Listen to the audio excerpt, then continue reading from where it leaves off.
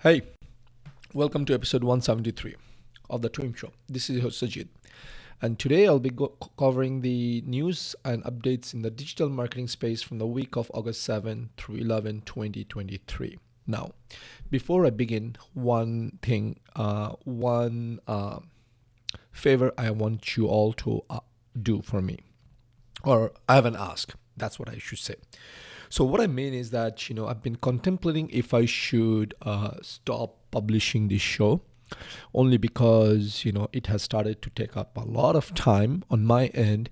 Yes, I still will be reading up and catching up on stuff like this.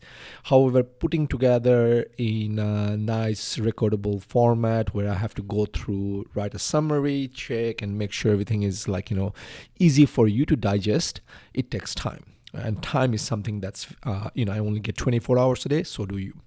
So if you have been finding value, or you think I should continue this show, please drop a comment or a reply or something like that to give me a thumbs up, to let me know that it is you are finding value, and that will encourage me to continue this. And if I don't hear it, maybe it just helps I kind of make decisions like maybe I should think otherwise, maybe put it in a very cut down wherever I can, more probably take off the summaries that I publish as well, or the audio or the video, something like that. But it's still an ongoing process in my head, but as I come to a decision, I will share that with you all. Okay, with that, let's jump in. First off, it's something we don't cover. Again, it's something new, and I thought I want you all to know. Amazon is testing AI to write better product descriptions for sellers. Again, it's in the testing phase. There's nothing you really need to do, but if you're an Amazon seller or know someone who's an Amazon seller, obviously you can let them know, and they would probably be excited because sometimes, oftentimes, writing product description is challenging. Now, how good this will be remains to be seen. I was really excited when ChatGPT first came to the picture. Oh, it can do everything now. Over the years, as I used it, why do I say over the years? Over the months that I use it, I've been a little bit taken back. It's just like the quality is not there yet. Maybe over time it's going to get better, but let's be hopeful. With that, let's go to the next one. Okay, this is something coming off from the left field, but it seems like Meta is notifying some group admins that they need to be more active in moderating their groups, or Meta will assign another group member to the job instead. So what this means, if you own a group and you are not active, then that group has 10,000 members or so, and you have worked very hard, you need to start working and making sure that you're putting some comments and things like that. If not, probably you are going to lose your group. Okay, you've been forewarned. Let's go to the next one. YouTube is cracking down on spammy links in Shorts. So they are rolling out a new linking policy starting August 31st. That makes it a little bit difficult for people to spread spam. So under the new policy, links in short videos and channel descriptions will automatically be converted to unclickable text. Creators will still be able to include links in their videos and descriptions, but they will need to be manually approved by YouTube before they can be clicked on. And I kind of like that, right? I kind of like that because sometimes people will create this compelling video, and obviously the viewer would probably get sucked into the story and then click on it, and boom, it takes you to a spam site. It takes you somewhere where it kind of steals your information. So thumbs up to YouTube for doing this. Next up, YouTube also expanding this new policy where creators can add up to 14 links to their channel profiles. Previously, the limit was 5. Again, YouTube, good job. To add links to the channel profile, you simply go to the About tab and click on Links section, and then you can enter up to 14 links. And this kind of helps you, right? If you have a IG profile, Facebook profile, LinkedIn profile, TikTok profile, website, a course, and whatnot, you could start listing them out, and rather than be limited. So 14, I think, is plenty. So go ahead and leverage this opportunity. Also, YouTube is making it easier for you to link your link your short form content to long form content. So you have a, like, let's just say you have this show or maybe I have this show which I'm doing. It's going to be roughly about 22 minutes today, or maybe a little longer. If I was playing in the shorts field, I would have taken a slice of this, put it in there, and then I would say, hey, you want to watch more? Come over here. So it's really good because now it's giving you a lot of ammo to play in this game. Hats off to you, YouTube, for thinking outside the box and doing a lot of, fancy stuff. Little small stuff, but it sounds very fancy to me. Lastly, YouTube's new format allows creators to see how their videos are performing by format. The report, which is available in YouTube Studio, breaks down views, watch time, and other metrics by video format, including shorts, long-form videos, and live streams. This new report is a valuable tool for creators who wants to understand how their viewers are engaging with their content. It can help creators to identify which formats are performing well and which ones could use improvement. In my case, I will stick to long form just because I don't want to add on more tasks to myself or to my team. And you know what? If you watch it, you watch it. If you don't watch it, hey, maybe we need to think otherwise. Okay.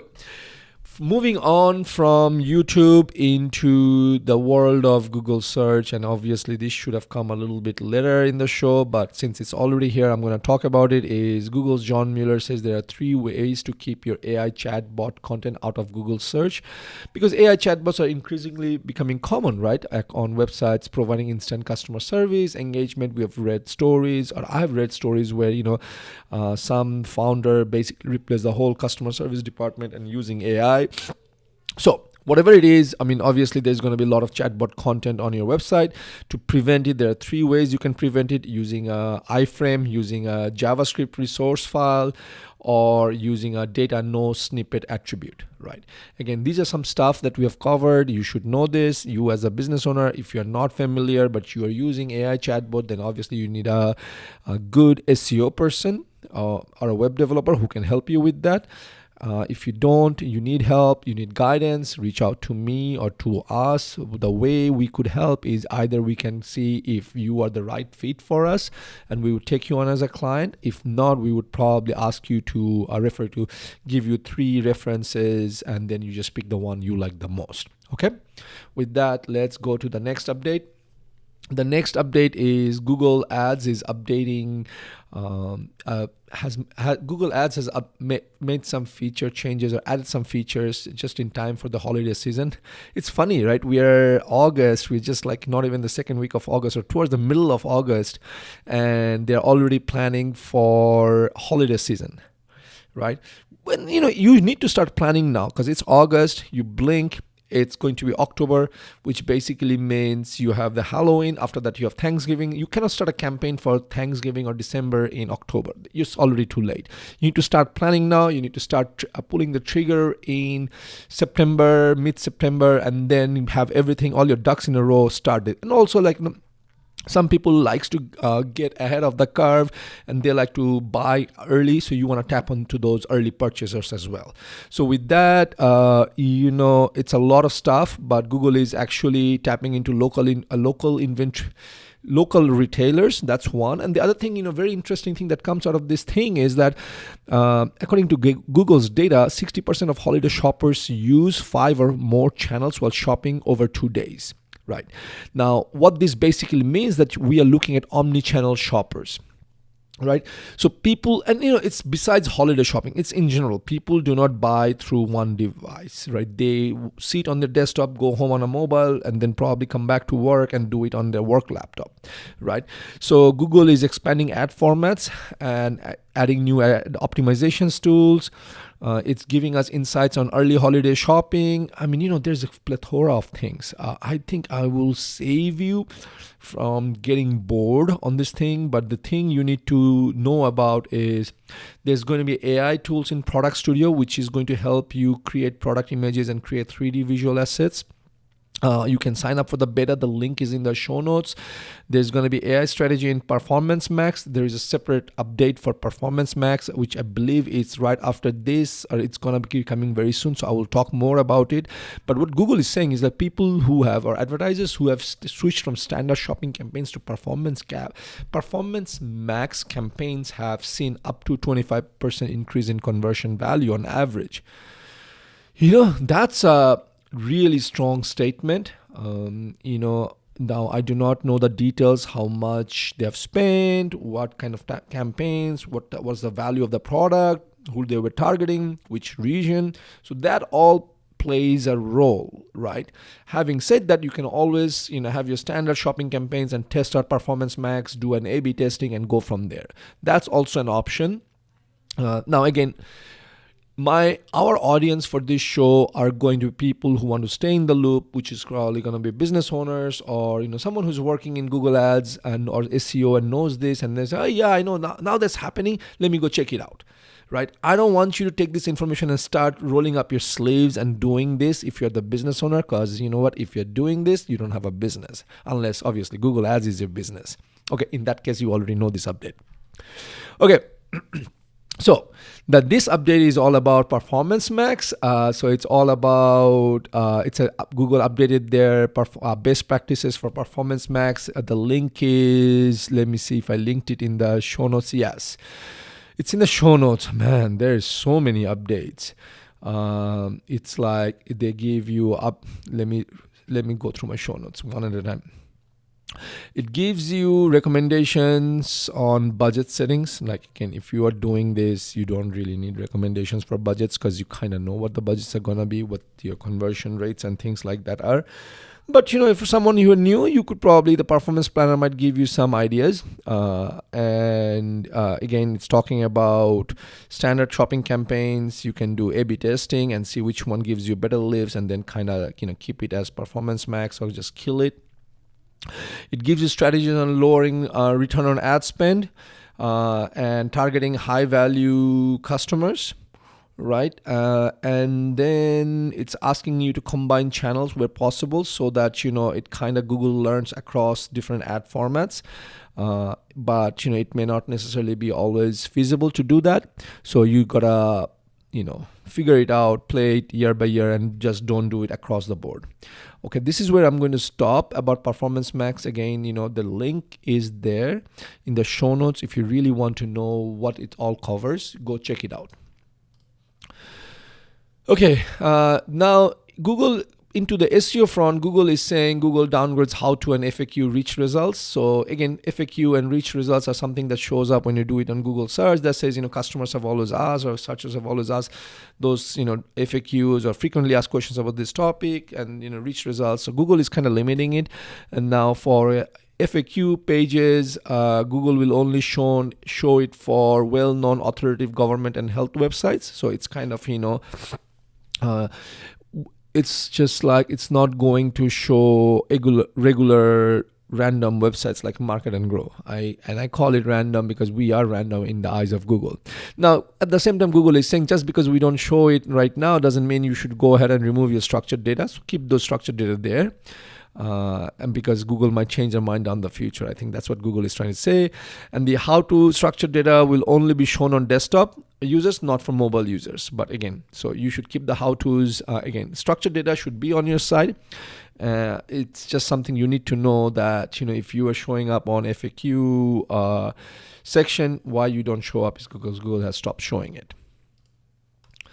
Okay, let's talk about Semantic HTML. We talked about in the last episode, which was last week. So now an interesting question came up, and someone asked Google's John Mueller, hey, if I put my main article, or if I put my product listing within an article tag, does this mean I'm going to rank higher? So John Mueller says, no, not really. It doesn't work like that way. Right? Just because you're using Semantic HTML doesn't necessarily mean you're going to rank higher. Now, having said that, there are a lot of nuances in this, right? What I mean by that is, number one, what does semantic HTML does? It helps the search crawler, the search bot, right? Google bot, to understand what this page is about. So if you have a FAQ or a footer, let's just say call it a footer semantic HTML, the bot says, oh, this is the footer section. That's why I see it in every page, because it's every website is going to have a footer. So let's ignore it.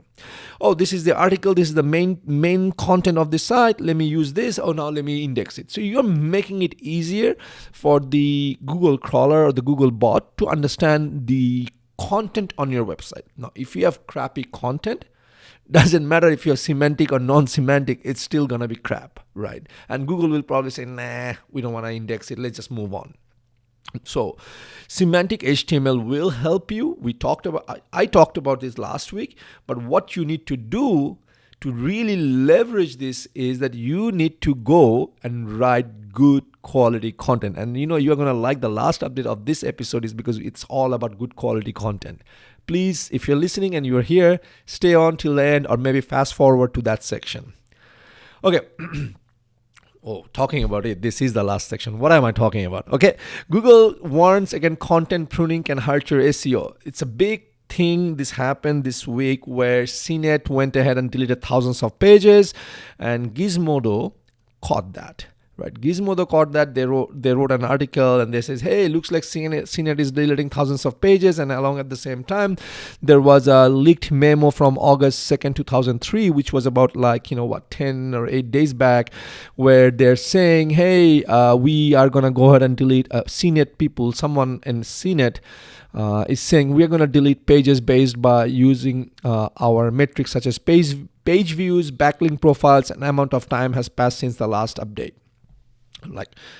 Kind of proves my point where I've been always saying you should hire good, reputable SEO people, not people who have old knowledge now. Anyway, that aside.